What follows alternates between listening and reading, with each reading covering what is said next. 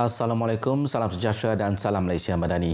Bersama saya Firdaus Rashid Idris dalam Berita Pagi Sarawak edisi Jumaat 22 Mac 2024. Jawatankuasa Pengurusan Bencana Daerah JPBD Limbang menerusi Jabatan Kebajikan Masyarakat telah mengagihkan bantuan air minuman kepada beberapa rumah panjang di daerah itu ekoran kemarau yang melanda.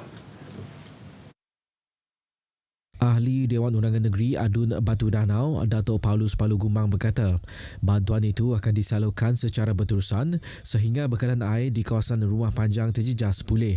Ada rumah-rumah panjang yang mengalami kekurangan air bukan sahaja untuk makan dan minum, malahan juga untuk mandi dan basuh dan sebagainya lah. Dan bantuan telah pun disalurkan melalui Jawatankuasa Bencana Daerah yang mengikut keperluan ataupun permohonan yang dimajukan oleh pihak yang terlibat. Menurutnya, kemarau yang panjang menyebabkan air graviti menjadi sumber air bagi penghuni rumah panjang berkurangan sekaligus menjejaskan aktiviti harian mereka. Dato' Paulus berkata demikian kepada media selepas simbolik penyerahan rumah di Kampung Limpasong di Limbang. Jawatankuasa Akaun Awam Negeri PAC memutuskan untuk turun padang dan melihat sendiri secara fizikal projek-projek tertentu yang telah dilulus dan dilaksanakan kerajaan negeri. PAC dalam kenyataan media berkata, perkara tersebut diputuskan dalam mesyuarat PAC Negeri Sarawak ke-56. Pengerusinya, Razali Gapo memberitahu langkah itu diambil susulan penemuan audit terdapat beberapa kelemahan dalam pengurusan dan pelaksanaan beberapa projek. Oleh itu, sesetengah agensi perlu membuat semakan semula sama ada dari sudut pentadbiran, keuangan atau prosedur operasinya. Mesyuarat kali ini memfokuskan kepada laporan Ketua Audit Negara Negeri Sarawak tahun 2021, Siri 2 yang telah dibentangkan di Mesyuarat Dewan Undangan Negeri pada November tahun lepas. Selain itu, PSC Negeri Sarawak komited menjalankan tugas dan peranannya bagi memastikan wang awam dibelanja dengan berhemah dan mencapai objektif yang telah ditetapkan bagi setiap projek yang telah diluluskan oleh kerajaan negeri. Kerjasama pelbagai lapisan masyarakat amat penting bagi menjayakan kempen kesedaran perubahan iklim atau Earth Hour pada Sabtu ini. Datuk Majlis Bandaraya Kuching Selatan MBKS, Datuk Wee Hon Seng berharap kempen tahun ini berjaya mengurangkan lebih banyak penggunaan elektrik serta pelepasan karbon dioksida CO2 berbanding tahun lepas.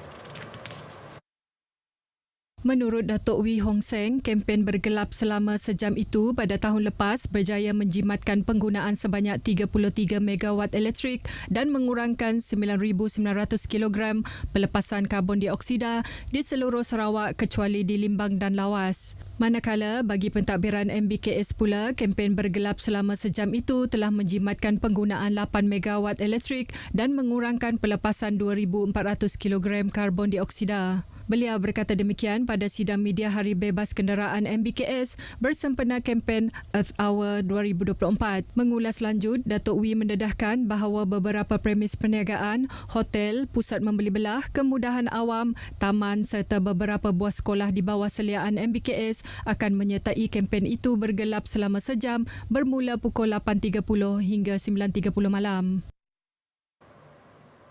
Sibu sebagai tuan rumah jelajah Ramadan edisi ke-12 di Sarawak telah membuka tirainya semalam dengan pelbagai pengisian program yang telah disusun atur sepanjang 4 hari program berkenaan dilaksanakan. Bagi mengetahui perinciannya, kita bersama dengan Awang Muhibudin di Sibu. Silakan.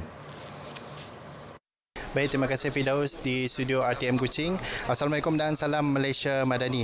Jelajah Ramadan edisi ke-12 di Sarawak telah membuka tirainya semalam dengan pergerakan konvoi jelajah Ramadan dari RTM Kuching di samping rakan-rakan dari Bintulu, Miri, Limbang dan Seri Aman bergerak menuju ke Sibu selaku tuan rumah untuk jelajah Ramadan RTM 2024. Sesi taklimat turut diadakan pada sebelah petangnya dalam mempericikan lagi persiapan-persiapan terakhir program Jelajah Ramadan yang turut disertai oleh pihak Tabung Baitul Mal Sarawak bahagian Sibu.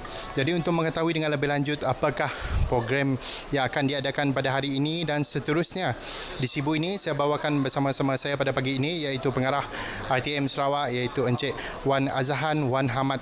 Jadi Assalamualaikum, selamat pagi tuan. Waalaikumsalam warahmatullahi. Okey, baik tuan, boleh kongsikan berkenaan dengan pengisian program Jelajah Ramadan yang akan diadakan di Sibu ini? Pertama sekali, program Jelajah Ramadan tahun 2024 ini, peringkat RTM Sarawak ini diadakan secara bersepadu. Kenapa kita ambil pendekatan secara bersepadu? Kerana kita merasakan inilah satu peluang ataupun platform untuk kita bersama-sama berkumpul. Kita ada dari Limbang, kita ada dari Miri, Bintulu, Seri Aman, Sibu dan juga Kuching. Kita berkumpul berkampung di Sibu ini untuk melaksanakan satu lagi program tahunan yang telah pun masuk ke tahun yang ke-12. Jelajah Ramadan yang masuk tahun ke-12 pada kali ini. Dan antara pengisian pada hari ini, kita akan mengadakan ziarah kasih ke 3 buah kampung melibatkan 7 penerima dan diikuti dengan satu lagi ziarah kasih kita kepada warga RTM Sibu yang kehilangan ayahnya.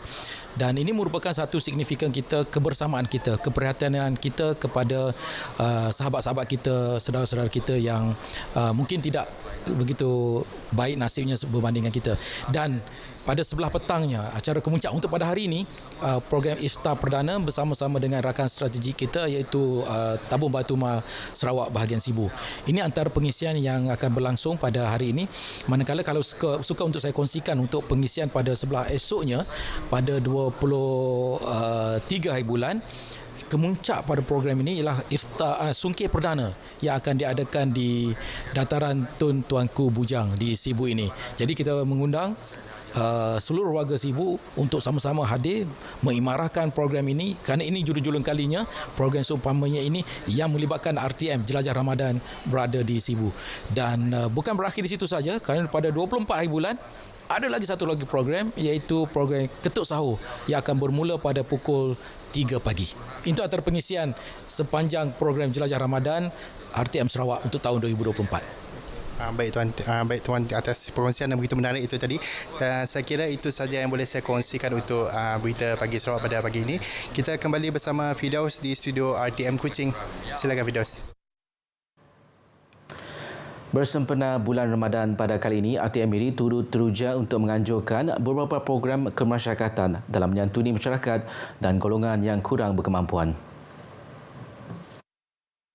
Pengurus stesen RTM Miri, Saiful Arini memberitahu antara program-program berkenaan ialah pengagihan bubur lambuk Miri FM plus bonus pack, CSR Ramadan Miri FM bersama KM Mobile Sdn Berhad, CSR Ramadan Miri FM bersama serantau Muslim di Kampung Kawang Bekenu dan Kampung Hunai Bekenu. Program ini sedikit sebanyak akan dapat menanam rasa simpati dalam kalangan warga kerja RTM apabila dapat memberikan sumbangan kepada golongan yang memerlukan. Beliau berkata demikian selepas menyempurnakan upacara pelekat program Jelajah Ramadan Miri FM di RTM Miri.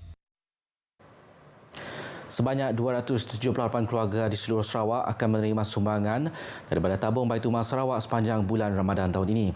Menurut Pengurus Besar Baitul Mal Sarawak, Datuk Abang Muhammad Sibli Abang Muhammad Naili, di Sibu, sebanyak 7 buah keluarga yang tinggal di kawasan Teku, Kampung Jeriah dan Sentosa Salim akan menerima bantuan sama. Tujuan utama adalah untuk membantu keluarga yang kurang berkemampuan menjalani ibadah puasa pada bulan Ramadan. Rest assured lah, semua yang di bawah jagaan kami ini adalah yang betul-betul kalau dilihat dalam gambar itu, dalam gambaran itu nanti ia adalah orang-orang yang betul terkesan dan betul berhak untuk mendapat bantuan. Tahun ini pihaknya berkolaborasi bersama Jabatan Penyiaran Sarawak untuk menyebarluaskan program yang dilaksanakan oleh pihaknya kepada orang ramai. Beliau berkata demikian semasa menjadi tetamu dalam segmen Jom Borak Sibu FM. Penyerahan bantuan Baitul Mal ini juga merupakan sebahagian daripada program Jelajah Ramadan RTM 2024 yang diadakan di Sibu. Berita pagi Sarawak berakhir di sini. Ikuti Stadium RTM selepas ini untuk perkembangan sukan tanah air dan antarabangsa. Dari sungai hingga segara, Palestin pasti merdeka.